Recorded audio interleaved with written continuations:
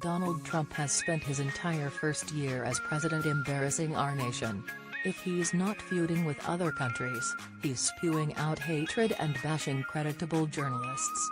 Not only is he discrediting the press, but the man-child has become so outraged that he is now physically removing members of the press pool from their briefings. On Tuesday, CNN's White House correspondent Jim Acosta attempted to ask Trump about his comments on immigration.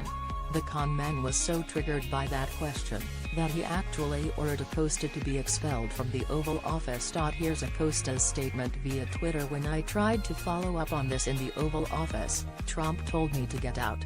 We then went to the Roosevelt Room where WH aides obstructed us from asking questions.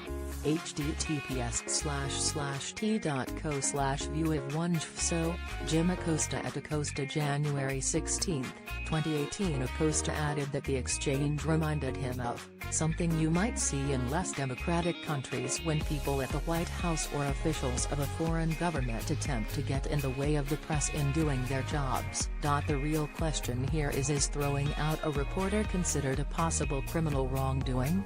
According to Law and Crime, it may as well be, legally speaking, when information is censored based on its content as opposed to its general timing or general manner. For example, courts get a little touchy about it.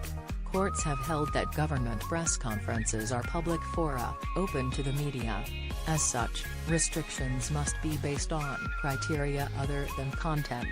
Jim Acosta is an accredited member of the White House press pool. His account of the events today points to his being ejected based precisely on the content of his question. Now, before we get fake news thrown out here, George Freeman, the executive director of Media Law Resource Center, agreed that Trump would be breaking the law. The White House doesn't have to conduct press conferences and probably can invite whom it wants to presidential interviews, but where a reporter is part of an accredited press pool, and then gets excluded on the basis of the content of his question, that certainly raises First Amendment concerns. Trump's encounter with Acosta could possibly be a form of prior restraint, the subsection of First Amendment law that deals with government prohibition of expression.